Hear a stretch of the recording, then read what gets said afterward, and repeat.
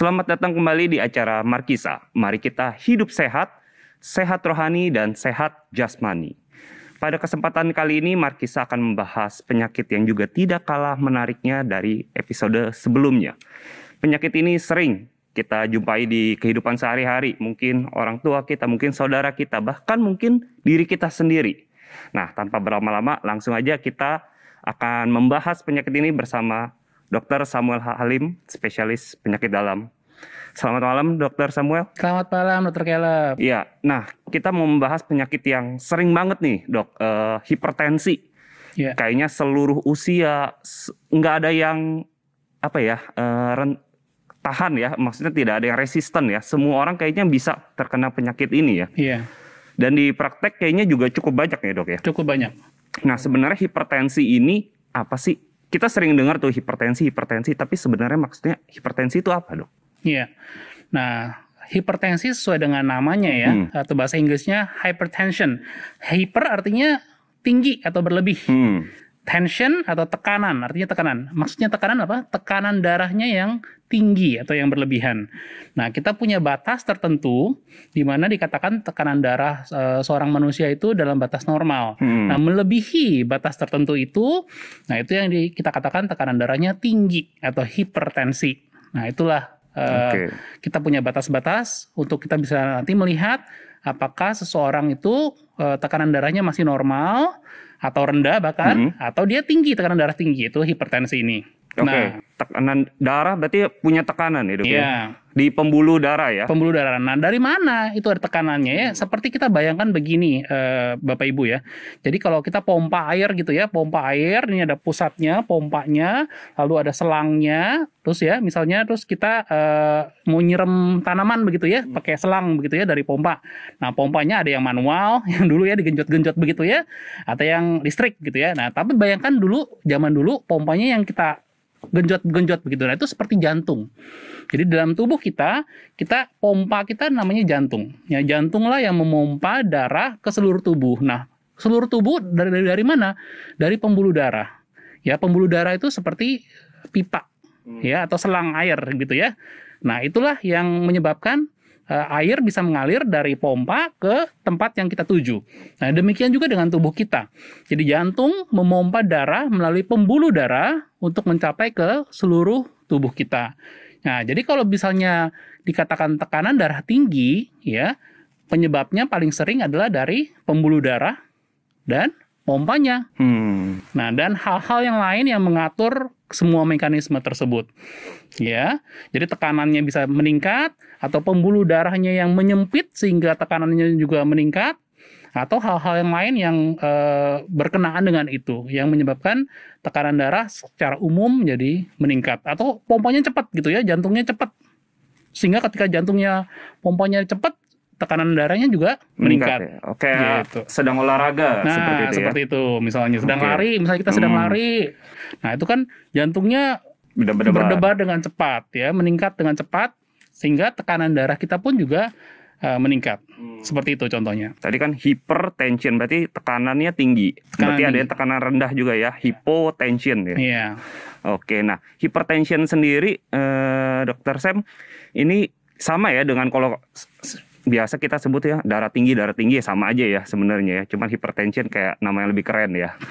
Nah, ini sebenarnya ada nggak sih batas-batasannya? Seseorang dikatakan hipertensi, belum gitu. Yeah. Itu seperti apa tuh? Nah, hipertensi itu kita punya pembagian, ya.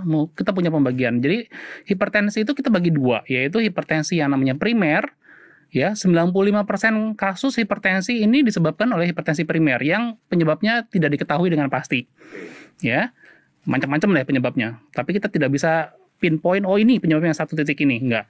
Yang kedua adalah hipertensi sekunder, ini hanya 5%. Nah, ini disebabkan oleh kondisi-kondisi tertentu dalam tubuh kita. Misalnya ada masalah dengan jantungnya, misalnya ada masalah dengan ginjalnya, masalah dengan pembuluh darah yang menyebabkan tekanan darah meningkat, atau pada kehamilan misalnya. Itu sekunder. Tapi kebanyakan kasus, 95% kasus kita sebut dengan hipertensi primer, atau yang penyebabnya kita nggak tahu. Pokoknya tahu-tahu udah tekanan darahnya udah tinggi aja begitu. Dan hipertensi ini kalau Bapak Ibu pernah baca, pernah dengar, penduduk Indonesia secara statistik di Indonesia orang dewasanya dari 4 ya, 25% itu menderita hipertensi.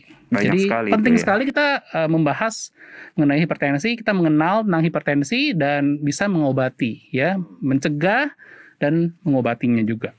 Oke, nah kalau tadi ada pembagiannya ya, tuh dok. Iya, baru dikatakan, batasan-batasannya ya. baru dikatakan seseorang tuh tekanan darah tinggi. Ya. Atau seperti kayak tadi habis lari kan tekanan darah juga tinggi Iya. ya. Nah itu dikatakan hipertensi nggak tuh? Ya, jadi kalau kita ada aturannya nih Dokter Caleb kalau mau dibilang hipertensi. Jadi ketika kita mengukur tekanan darah seseorang itu harus duduk dengan tenang seperti Oke, ini ya, duduk seperti sekarang nih ya. tenang, istirahat 5 menit ya. Jadi jangan habis lari-lari, jangan habis jalan-jalan begitu ya.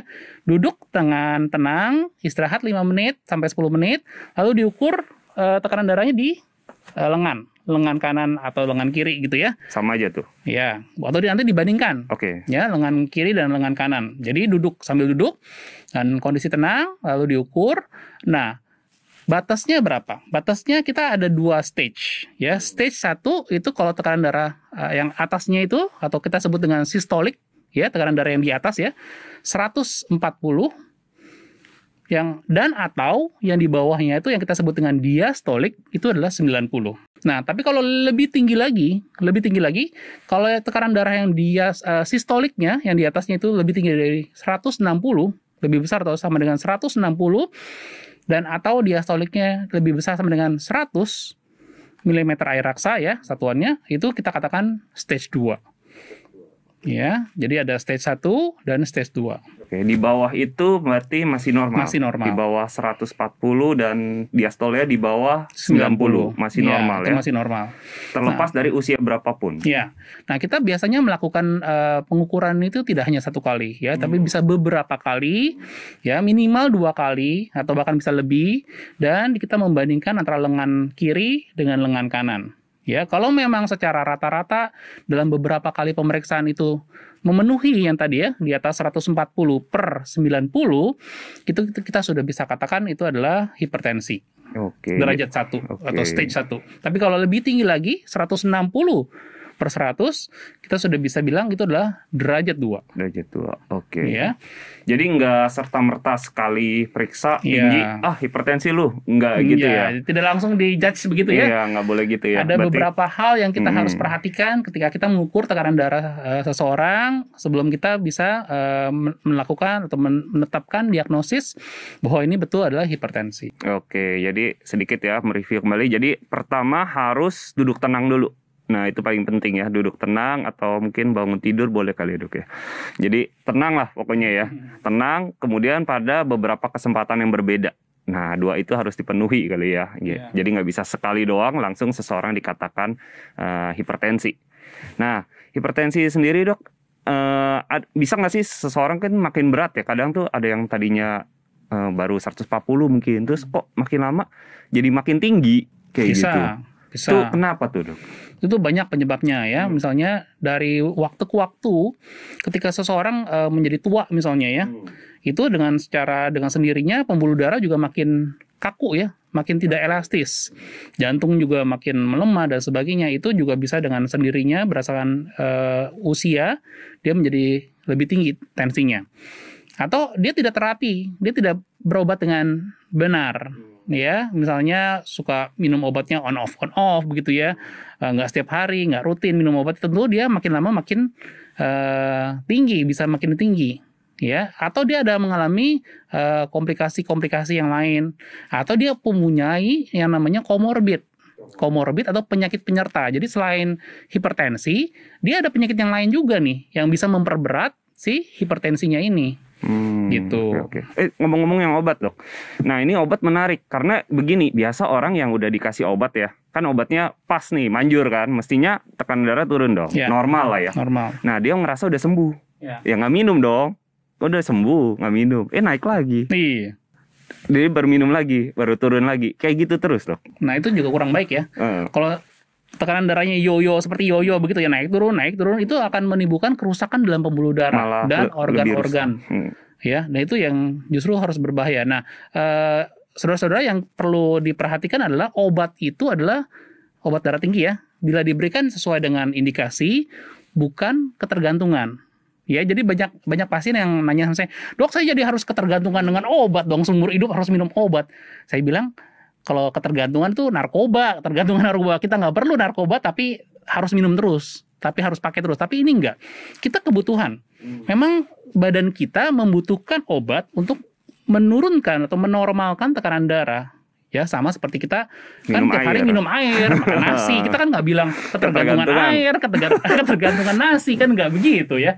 Ini kita kebutuhan. Memang butuh kita minum air, butuh makan nasi. Nah, ini juga sama. Jadi pola pikir kita harus berubah. Jadi obat itu jangan semuanya dianggap, wah obat mah jelek gitu. Kalau memang perlu, sesuai dengan indikasi itu ya. Kalau sesuai dengan indikasi ya memang kita harus konsumsi secara rutin. Memang ada sebagian kecil kasus, sebagian kasus yang memang akhirnya bisa tanpa obat. Ya, tentu. Kenapa bisa begitu? Karena dia bisa atur makan dengan baik, dia bisa olahraga dengan baik misalnya, dan memang tekanan darahnya tidak parah. Dan itu beberapa kasus bisa ya tanpa obat. Nah, itu ya sudah tidak perlu obat misalnya. Tetapi kalau memang ternyata ketika lepas obat dia naik lagi, kan itu menunjukkan bahwa memang badannya memerlukan itu. Sehingga ketika kita minumnya tidak teratur untuk kasus-kasus seperti itu, tentu bisa berakibat komplikasi, kurang baik. Nggak bagus ya. Oke. Iya. Nah, selain hal-hal yang tadi, Dok, keadaan-keadaan medis, tapi kalau misalnya dari makanan tuh, biasa sering tuh, jadi makan yang asin-asin nanti darah tinggi loh. Nah, itu gimana tuh, Dok? Ya, itu ada benarnya juga ya, ada benarnya. Jadi memang meskipun kita tahu hipertensi itu multifaktor ya, banyak penyebab ya. Nggak cuma hanya karena dari makanan saja, tapi memang makanan yang tinggi garam ya, tinggi garam itu bentuknya macam-macam ya.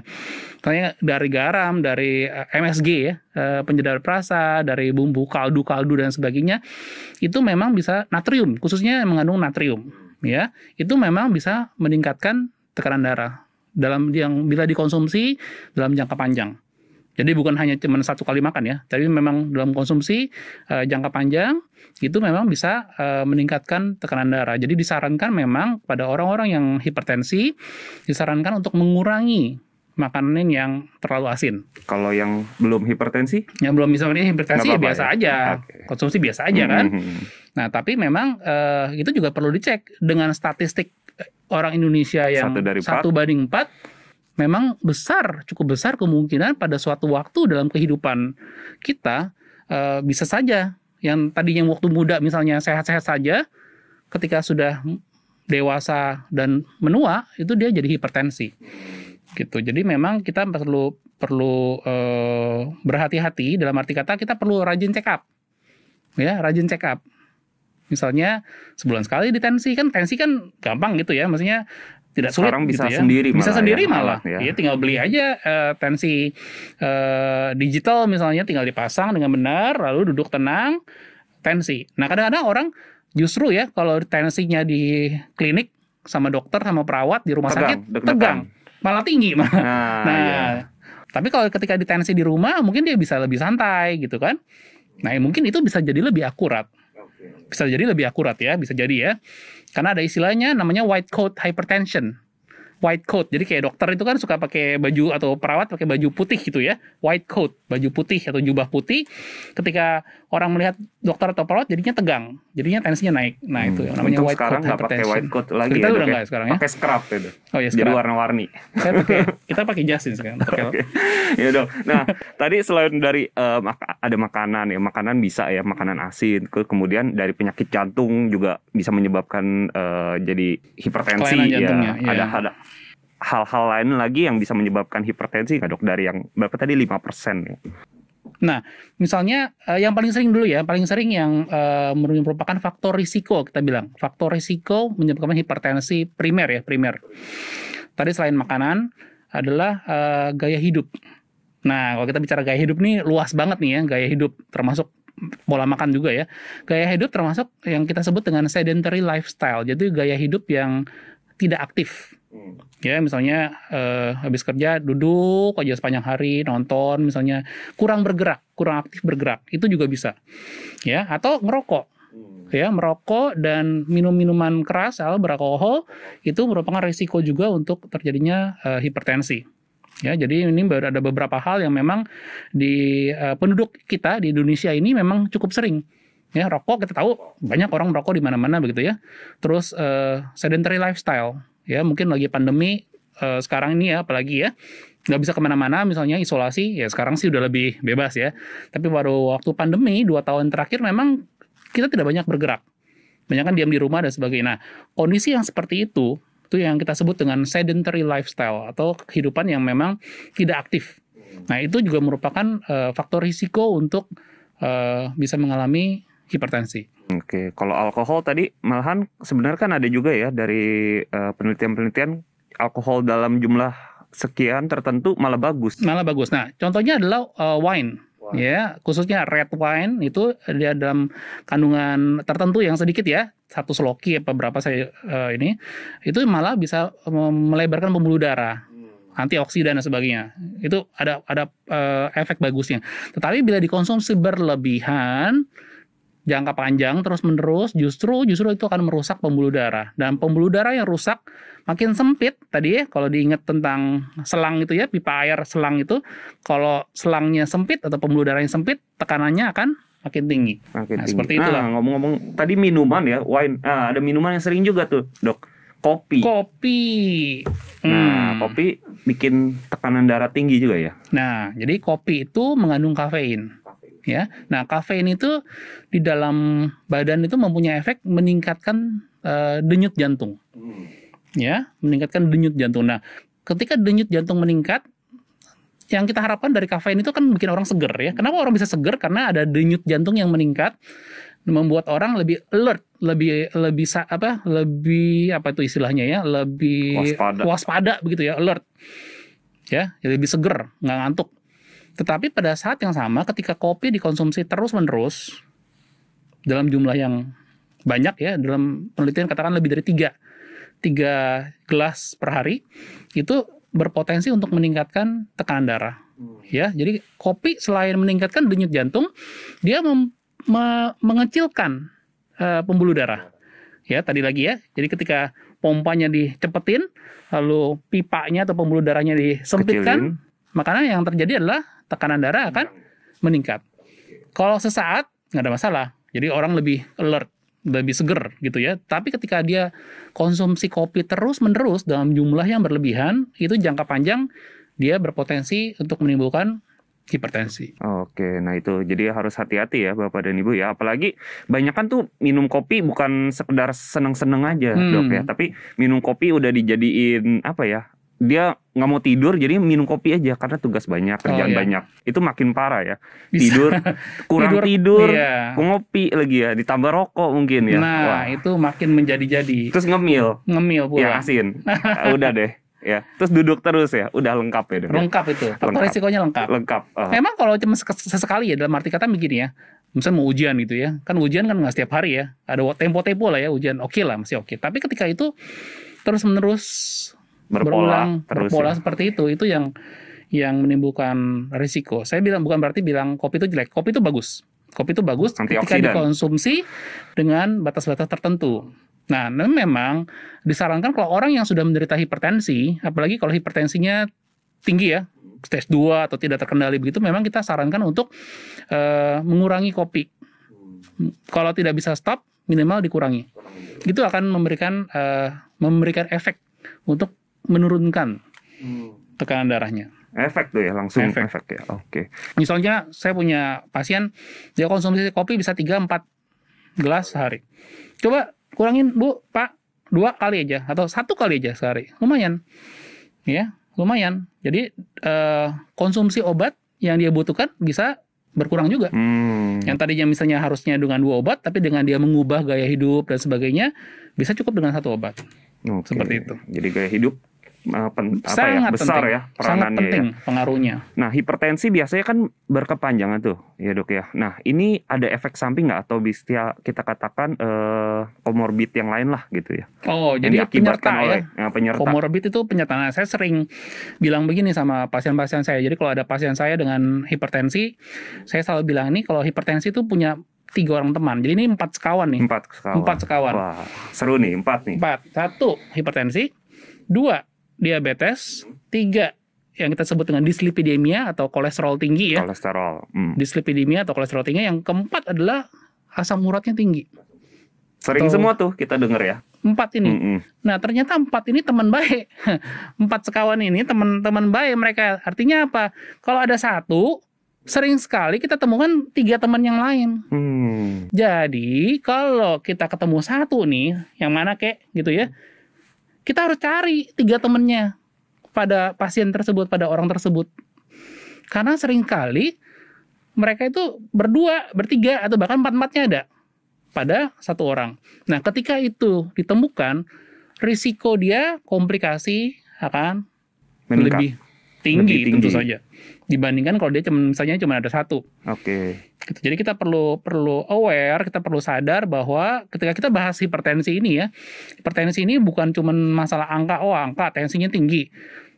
Bukan hanya masalah menurunkan tekanan darah ya, tapi kita perlu mengingat bahwa dia mempunyai komplikasi. Tekanan darah yang tinggi itu memiliki komplikasi, dan apalagi kalau dia juga disertai dengan teman-temannya. Atau kalau yang bahasa medisnya itu adalah komorbid ya, penyakit penyerta. Jadi teman-temannya yang ada bersama dengan dia, yang sering terkait satu sama lain. Ini teman baik nih soalnya. Jadi sering main bareng gitu ya. Nah, ini teman baik ini, tapi ini jahat, temennya nggak baik nih. Kita harus berantas ya, kita harus deteksi. Jangan-jangan ngumpet nih temannya nih ya. Kita harus cek, kita harus deteksi. Kalau ketemu 1, kita harus cari yang lain. Supaya sekaligus 4-4-nya ditangani. Gitu. Makanya penting melakukan pemeriksaan secara rutin juga ya. General check up yang rutin, kalau nggak ada masalah tetap periksa gitu ya, untuk mengetahui ya sedini mungkin. Nah, memang paling sering ya kalau dokter Caleb ya, kan tadi kan gampang tuh ya, tensi kan gampang ya, tinggal tensi sendiri di rumah, semua orang juga bisa cek.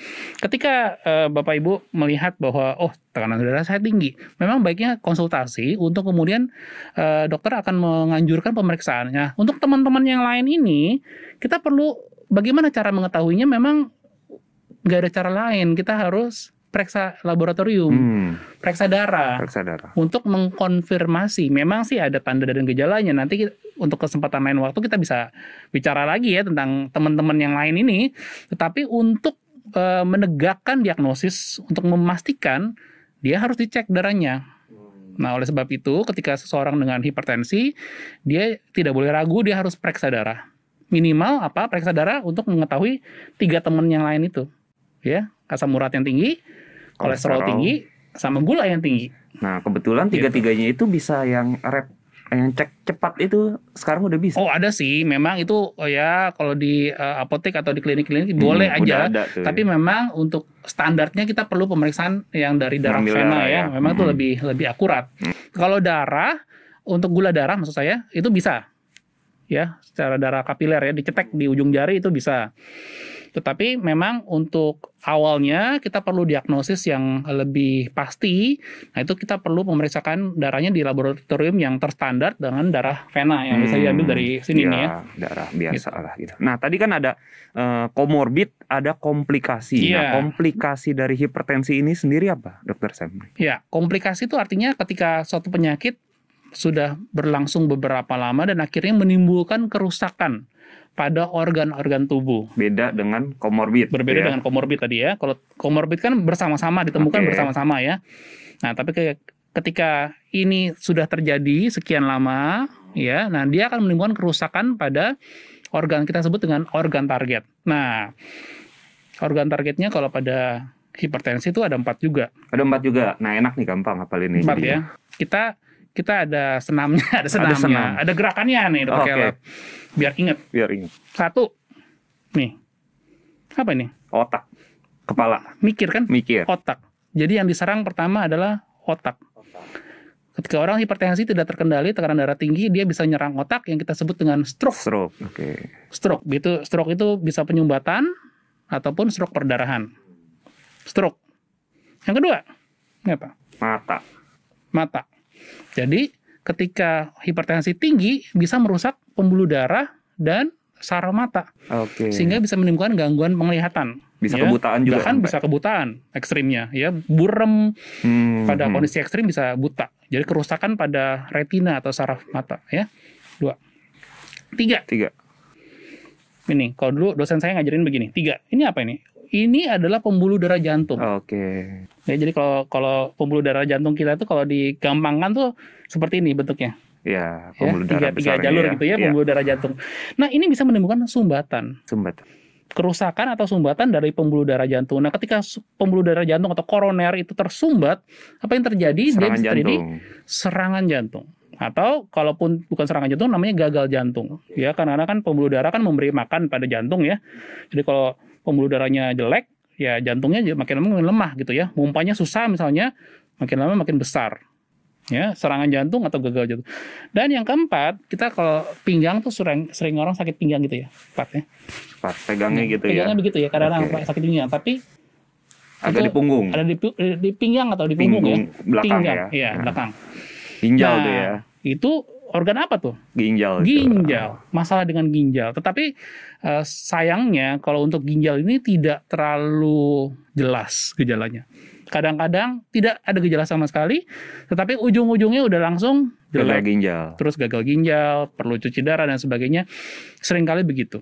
Ya, jadi memang kalau yang keempat ini kita perlu sangat teliti, kita harus lebih hati-hati memeriksakan karena ini bisa menimbulkan tato jelek aja. Tidak sejelas yang tadi, yang pertama, yang kedua, yang ketiga. Yang keempat ini dia anak bungsu, Oke. anak bungsu gitu ya. Jadi kalau anak bungsu kadang-kadang suka ngumpet, nah kita perlu lebih hati-hati dalam mendeteksi yang gangguan yang keempat ini, gangguan ginjal ini. Kadang-kadang tidak terasa sakitnya. Nah, ketika orang tidak terasa sakit, kan nggak periksa. Nggak periksa. Nah, itu yang menjadi masalah. Tapi kita tahu nih, si hipertensi ini menimbulkan 4 masalah ini, 4 komplikasi ini. Lagi dok, itu biar pada ingat. Satu ya. 1. Otak, Nih, stroke ya. Kedua, gerakannya ya. Mata. masalah mata. 3 nih di sini. 3. Jantung. 4 nih. Ginjal. Ginjal. Ya. Nah, gampang tuh Nah, hafal gitu ini deh. ya. Tadi 4 sekawan, sekarang 4. Kok tadi 4 komorbid ya, sekarang 4 komplikasi. Nah, itu gampang ya.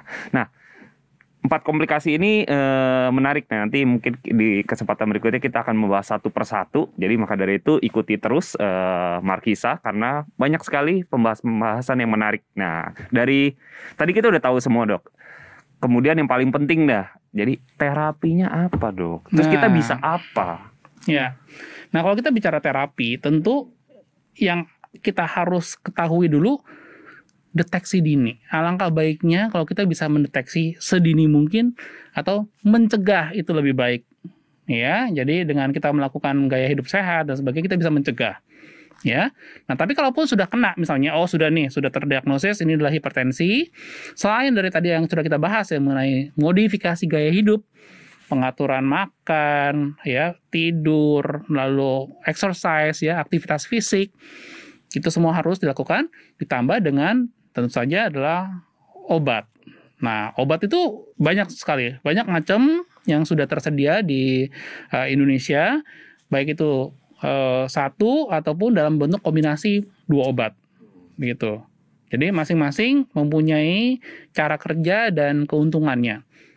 Nah, itu nanti biar memang harus memeriksakan diri ke dokter untuk diberikan yang mana obat yang paling tepat. Karena memang tidak semua orang dengan hipertensi obatnya sama. Tidak semua. Ya memang kalau Bapak Ibu pernah dengar, si A obatnya X misalnya, si B X juga, si C X juga. Kalau gitu si D udah pasti X. Oh, belum tentu.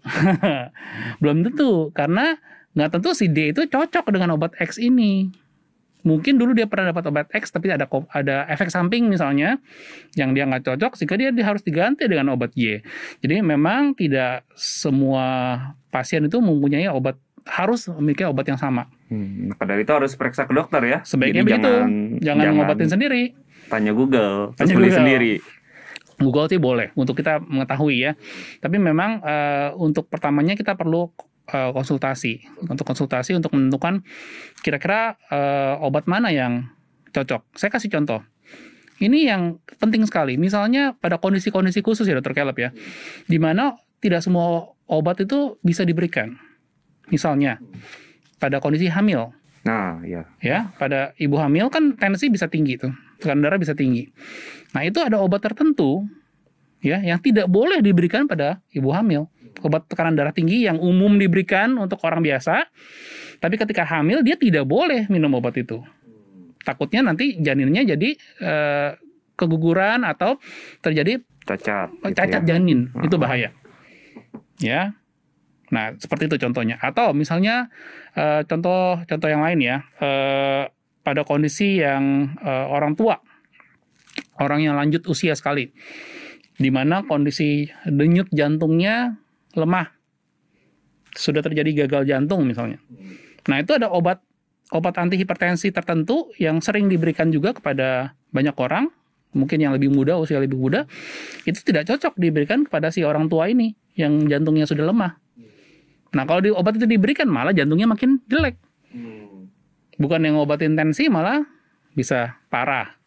Seperti itu. Jadi ada beberapa kondisi yang kita perlu tahu. Nah, nanti dokter juga bisa melihat ya, nih Kak, ada kondisi-kondisi tertentu yang cocok mana nih, yang cocok untuk obat yang mana gitu ya. Kita punya banyak, ada 6 atau 7 jenis golongan obat ya. Di Indonesia sudah boleh dibilang semua obat hipertensi ada di Indonesia. Nah, itu kita bisa menggabungkan beberapa obat. Tapi apakah begitu, misal periksa sendiri kan tadi hipertensi gampang ya, tensi udah 2 kali, tekanannya tinggi, langsung datang ke dokter periksa gitu, atau Saran modifikasi saya, gaya hidup dulu? kalau stage 1 masih bisa dicoba dengan modifikasi gaya hidup. Tapi kalau sudah stage 2, tadi yang 160/100 itu, sebaiknya segera konsultasi. Oke. Karena kalau dibiarkan berlama-lama, tekanan darah yang tinggi sekali itu berbahaya. Takutnya tadi itu ya, mengalami komplikasi. Ya. Iya. Oke. Nah, ini menarik sekali ya Bapak dan Ibu, perbincangan kita tentang hipertensi aja baru 1 tuh, masih ada teman-temannya 3, belum lagi kita tentang komplikasinya, masih banyak lagi hal-hal yang lain yang bisa kita bahas di Markisa di kesempatan berikutnya tentunya, Dr. Sam ya. Ya. Nah, untuk Bapak dan Ibu kalau ada hal yang dibingungkan bisa mengetik di kolom chat ya, di kolom komen, pertanyaan, atau mungkin di-share pengalaman Bapak dan Ibu dengan obat, dengan hipertensi seperti apa, diketik aja di kolom komen. Kemudian Bapak dan Ibu juga bisa share tentunya ke rekan-rekan, ke kerabat, kalau Bapak dan Ibu merasa acara seperti ini bermanfaat. Ya, begitu aja Dr. Samuel. Terima kasih kesempatannya. Markisa, mari kita hidup sehat, sehat rohani dan sehat jasmani.